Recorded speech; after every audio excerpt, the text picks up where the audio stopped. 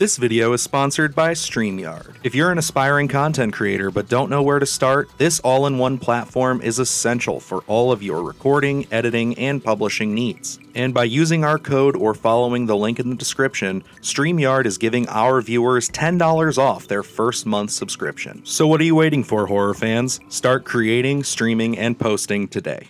Good evening, campers, dreamers, and babysitters. And Evan, you probably got the quote down better than I do, but as Reagan would say, what a wonderful day for an exorcism. So, yeah, this was some news we've all been kind of waiting for. We reported on it, Luke and I, just a couple of weeks back, talking about how Mike Flanagan was in talks with Blumhouse to take over the Exorcist trilogy, or at least the franchise as a whole, and put his spin on it. You know, it was kind of unclear on whether this would be his own unique take or if this was going to be him kind of continuing the David Gordon Green Believer storyline. But all has been revealed, and that is today that he is officially taking over as, of course, the director and writer and producer of the Untitled Exorcist project. We got Evan on this bad boy. Obviously, he is our Exorcist, aficionado in all of our circles. So, Evan, how are you feeling about this news, man? I mean, so when it was rumored that Flanagan was in talks to be involved with this, I was obviously like, that would be fucking awesome, because I feel like I'm a broken record. I've brought this up like so many times recently, but Eggers and Flanagan are my two favorite filmmakers. So to hear that potentially one of my favorite filmmakers was going to be getting involved with maybe my favorite horror movie of all time, it's definitely up there. I was super excited, but I think I'm realizing now in the last couple hours since this got confirmed that I was sort of trying to push that down just in case it wasn't real. Because I am over the moon. I already felt spoiled getting Eggers' Nosferatu. Because I always said if I wanted one person to do a Nosferatu remake, it would be Eggers. And I also, when we were talking about who we'd want to see do The Exorcist, I said Flanagan. He was my number one pick for this, because I think that he would understand the emotional context aside from the horror, which is what makes The Exorcist so good. So I could not be happier with this decision. This is now one of my most anticipated projects that's coming. It's this and Nosferatu are my two big things now that I'm like just geeking. I cannot wait to see these. Flanagan, Absolutely. Obviously we'll touch more about it, but yeah, Flanagan Absolutely. seems like a perfect fit to me. Perfect. Yeah, and that's kind of what Luke and I said in our last video when this was all just rumors. So, Luke, now that this is official news, obviously we all know what side of the coin you fall on here. You hate this news. This is bad. No, I'm kidding. He loves this. This is definitely feels like a great fit for this franchise. Now that it's a reality and we got the one big piece of this confirmed that it is a new direction, how are you feeling about this? And do you feel like this is kind of Blumhouse maybe finally listening to some of the kind of backlash that they've been getting over the last 2 years and kind of reacting to it and saying, yeah, we really need to put somebody that we confidently trust in the driver's seat? You know, I think maybe to an extent it is, in terms of that criticism from, an audience and their last films not really hitting, and, all of us kind of critiquing, hey, let's get back to what made Blumhouse great at the start of it. Looking at it, I think one of the big catalysts here is probably how much they spent on the actual Exorcist property. They can't really afford to have another loss, I think, after looking at David Gordon Green's and how much controversy that was met with. And then, when we started talking Mike Flanagan, I think, he's, when you're fantasy booking the next director for The Exorcist, I think, he'd be a lot of people's picks. But again, it was fantasy, where it's like, that's a huge name to throw out. Is Flanagan really going to commit to The Exorcist, or is he just going to kind of go off and do his own thing, with some original property? So, I think we had our fingers crossed as tight as they could in hopes that we were going to see this kind of confirmed. And now that it is, I mean, this is pure excitement. We look at, a different franchise entirely, but you look at Ouija and then Ouija Origin of Evil, and what he was able to kind of redirect that one and kind of get that on a tangible course. So I think Exorcist here, where I think what did they throw around, it's going to be a new radical take or Yep. something like that. I think, I'm excited to see what he's going to do. We look at his filmography here and what he's been able to achieve. And you throw that stuff out there in terms of radical. He's writing it. He's going to be directing. It's going to be his. He's going to have his fingerprints all over this thing. It's going to be his flavor. I'm really excited. I think this one is only going to be positive. Absolutely. And Evan, what kind of approach are you kind of hoping that Flanagan takes with this? Being a massive Exorcist fan, do you want to see this kind of go the legacy sequel route, or do you want to see this take like a whole new, just fresh take? It's still in the same universe as, say, let's say Exorcist 1 and 3, but we're kind of, going on to new characters, new setup, all of it. Do you even want to see the same, demons and things involved? I don't want another legacy sequel. I didn't think that the legacy sequel approach made sense for The Exorcist before Believer came out, and then seeing Believer, you can see why it really doesn't work. The Exorcist is a movie that's weird to make sequels to in general, which is why the best Exorcist sequel is very much its own thing. Like it's really only an Exorcist sequel in name. It was forced on by the studio. I want to see Flanagan create. I want it to be set in the same world as the original, maybe. But really, the main thing that I want him to just build something new, because we can see what happens when he takes like a concept of something, source material, and understands what made that work, and then does his whole personal unique spin on it. Because Haunting of Hill House is like that, where the original novella, I suppose it's quite short, is nothing like the adaptation that he made, but there's all these little sprinkles where you can see that he's still a fan of the property and was inspired by it, which is kind of the approach that I want him to see, that I want to see him take for The Exorcist, where the biggest thing that I just want to see is a huge emphasis on characters and thematic exploration, because that's the thing that I love about The Exorcist, and it's in the book and it's in the movie, and he's going to understand that. So, I mean, if he wants to do something that's more of a direct continuation of some portion of the timeline of this bizarre franchise, I trust him to do it. I don't think he's going to do something that would put him in a position to make something that was mediocre. But ideally, I want to see something new, so he can just have free reign with his ideas, but still have that core of what makes the story work.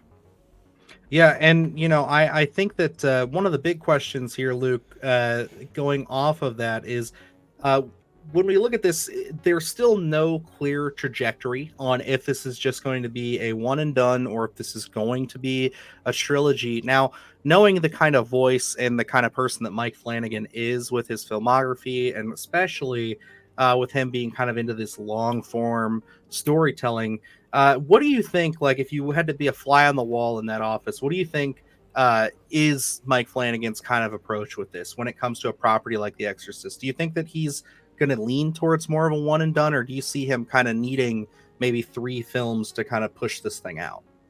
I don't know necessarily if I see Mike Flanagan committing to 3 films just dedicated to The Exorcist. My hope is that he does a one and done, kind of get this on a better path. I mean, we talked about, I don't know if we talked about it on the channel at all, but Mike Flanagan executive producing Chris Stuckman's new film, and we had talked about kind of him shepherding maybe younger directors. So what I would love would be him to do the one and done. Let's course correct this thing. Let's get people excited about The Exorcist, that we are announced that there is going to be a sequel or another edition after the Mike Flanagan chapter. And then we can maybe name a younger up and coming director to kind of, take over. Let's see your vision on this, because I don't think we necessarily need the connective tissue of the original Exorcist.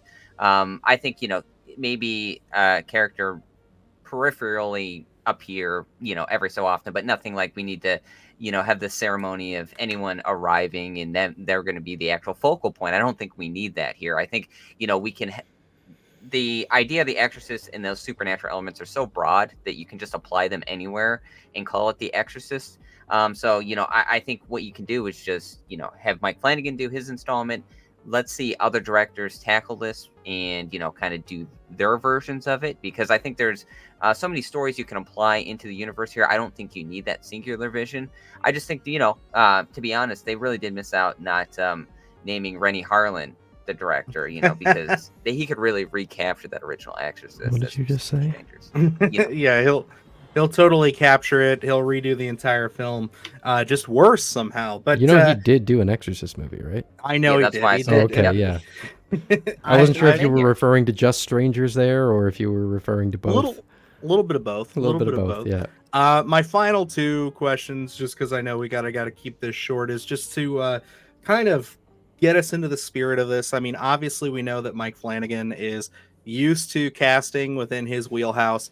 I mean, if you had to name a couple of people that you guys want to see return to the big screen, I mean, for me, I know that one of these is not somebody he's worked with before, but I'd love to see it.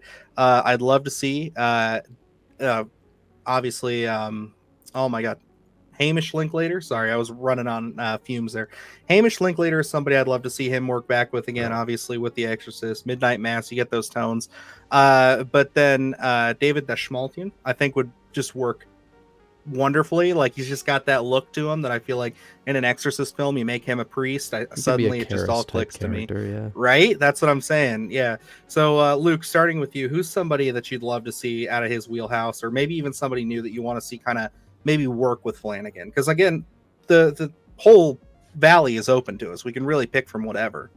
The only person that I had in my mind, and you already stole it, was Hamish Linklater. I think, we have such a love for Midnight Mass. It's just, I think it would be a layup at that point to cast him in some role. We already seen what he can kind of do with a religious role. I don't know necessarily if he goes back to those roots or plays a different character entirely, just to be able to see his range, as we have seen in Midnight Mass. There's a lot that he can accomplish. So, as soon as we even talked about it a few weeks ago, where when he was being thrown around as potentially helming the next Exorcist, I think, that got me excited, because just his performance there, where a lot of people have seen Midnight Mass, but I still think he flies under the radar. And I think, taking The Exorcist and giving him a lot to chew on, I think that could really catapult him into the mainstream media. Absolutely. And Evan, who do you want to see returning from the Mike Flanagan wheelhouse? I'm sure I'm completely with you guys about Hamish. Like, I hadn't seen him in anything, and then when I was watching Midnight Mass, I was just absolutely floored by his performance, and that he's so good. I need Robert Longstreet back. That is unconditional. I'm sure you knew I was going to say that, because I'm fucking obsessed with Robert Longstreet. I had a feeling. I just rewatched Haunting of Hill House. His monologue in that show is breathtaking. I like seeing Kate Siegel. I definitely want to see her make a return. I just think it's really sweet that they're like this really happily married couple just making horror movies together. I always like seeing her and shit. I think she's great. Samantha Sloyan, I'm kind of just like going through his repertoire right now, but she has so much range. Like, the different characters that she's played throughout his filmography has been really fascinating, where like you see her in Hush and she's this very like compassionate, sweet person, and then you see her in like Fall of the House of Usher and she fucking sucks. And Midnight Mass, where oh my God, I was about to say, yeah, that's she's insufferable. Where she's at her worst. Yeah, she has so much range. Those are the ones that immediately come to mind with me. For me, I was very upset to see that Robert Longstreet was barely in Midnight Club. I want more. Absolutely. Let's talk about this real quick, though, as my last piece to this. Do we think, I know I kind of alluded to this with Luke earlier, and I may be putting the cart way before the horse here, but do we think if this comes out and is successful, that this could open the door to kind of Blumhouse getting reclaiming a little bit of that notoriety that they had a few years back, like we're talking about things like Sinister and Insidious and stuff, and then be able to kind of maybe bridge a new gap towards, they'll probably still have their night swims and things like that, in the early months, but could we finally see some quality films start to trickle out again? Because again, like we talked about it on one of our videos recently, is just Black Phone has kind of been the last real quality film that they put out, and that's almost 2 years old now. Which is funny, because that was also Scott Derrickson. Right? So Yeah. there's only so much. But Evan, I'll throw it to you first. Do you think that this could be upward trajectory, or is it just too early to call? No, I mean, they would have to do so much more than just have one really good movie. Like, I am confident that Flanagan's Exorcist will be good. Like, if we're talking about movies like Sinister, Flanagan is certainly capable of creating things on that level, without a doubt. So I think that, like, we're at least guaranteed one really great movie from Blumhouse, but I think there would need to be more going on before I would say that this is like a trajectory into, you know, a nicer time for them, as much as I would like that to be the case. And maybe while they're working with Flanagan, and because Flanagan is getting so big and he's getting so much industry pull right now, maybe it's possible that while he's in touch with Blumhouse like this, he could be starting to bring in other up-and-coming directors that he's aware of, that he thinks could bring something to this studio, especially because Blumhouse's whole thing is taking like new directors and giving them like lower budgets to work with, and then they can make these super profitable movies. And I'm sure Flanagan knows plenty of people who would fit that bill really well. So if that happens, then certainly I think this could be the start of something really good for them. And I would love to see them kind of get back on track, because there's a lot of great Blumhouse movies, and people are forgetting that right now, where they're saying like Blumhouse has always been shit, they've never made good movies. It's like, that is not true. Blumhouse was fucking killing it for a long time. Sure, they had stinkers, but they had so many amazing movies. I'd love to see them get back onto that, and I would hope that this would be sort of a redirect for them, but I think it's a little too early to say just yet. It's for me, it's so hard to tell right now just with this announcement. Again, this is a property they spent so much money on, so I think this is gonna kind of be almost a case in of its own here. And you know, the only thing with The Exorcist is that they did spend so much money, and you mentioned Sinister, and you look at those films where, hey, they're low budget. I think they feel a little more intimate, and I think my only hesitation with the Exorcist franchise here is that they did spend so much money that their idea is going to be, let's keep going bigger and bigger and bigger, just so that we kind of, you know, get the most out of it. We don't want to make this a small production. We spent a bunch. We want to make this thing look big. And I think if you lose that intimacy that you get with these possession films, I think maybe it just won't work. So Yeah. you know, for me, I don't know if this is in terms of Blumhouse entirely course correction. I think, you know, it's a great start for the Exorcist franchise after what we had seen with David Gordon Green's. So I can certainly say that's a positive. But, you know, Blumhouse as a whole right now, they produce, you know, a lot of their horror just seems a little cookie cutter nowadays. So, you know, they're losing what made them great at the start there. So, you know, I'll have to wait and see. This is a great announcement by them, so certainly a win. But, you know, I don't know if this is going to, you know, fix all Blumhouse problems as a whole. So, you know, a great start, but I'm curious to see what the actual Exorcist property is going to look like, because, like I said, they did spend so much money. So I don't want them to go so big that it just doesn't have that intimacy that we get with a lot of possession films. Exorcist has to be intimate to work. It's not a big, you know, bombastic story. They have to keep it small. And I will say, like, without a doubt, this is the best news coming from Blumhouse in years. Like, this is by far their most promising thing. I think like Black Phone 2 has a lot of potential as well, because Scott Derrickson and C. Robert Cargill. Yeah, Cargill. They're back. Cargill. Yeah, they're still involved, which is great, because they made Sinister and then they didn't direct Sinister 2, or they weren't as involved with Sinister 2. We saw how that went. They're more involved this time. So I think Black Phone 2 has a lot of potential. Five Nights at Freddy's will be very lucrative for them, but in terms of like, you know, genre defining movies, Megan 2.0 could be fun. So we'll see. I'm excited for it. I like Megan, but yeah, I mean, in terms of like movies where we can be like, this isn't going to be like candy horror. We're looking at like legit quality horror from Blumhouse. This is the best prospect they've had in a long time. Understood completely. But yeah, I think that is about everything we can speculate on for now.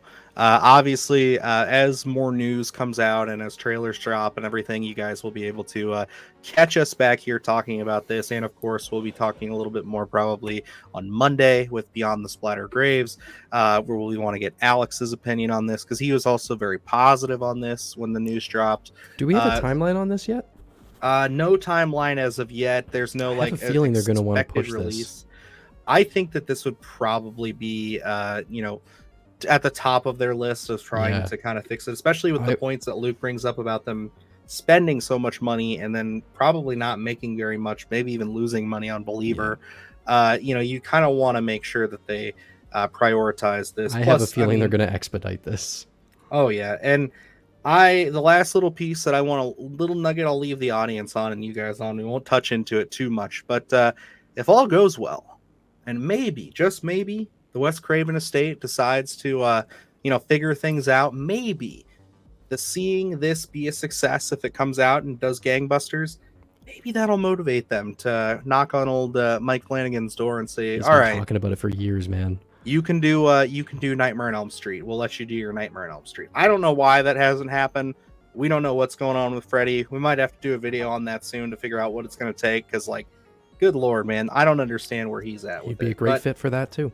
Mike Flanagan would be great. I also think Scott Derrickson could do a really good Nightmare on Elm Street. If they put him in there, he's got those tones. It's really great. But we could go on for hours.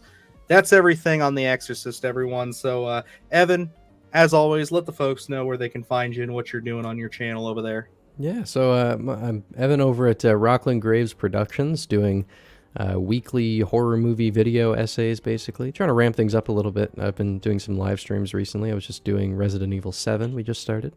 So if that kind of thing sounds up your alley, you can find me at Rockland Graves Productions. As always, we will have that linked in the description for you. Go ahead and hit that subscribe button for him. And yeah, other than that, I guess that's going to wrap us up here. We got some great content coming to you guys this weekend and a lot of fun stuff coming up next week. So until next time, I am Dylan Newell. I'm Luke Janesco. And my name's Evan from Rockland Graves.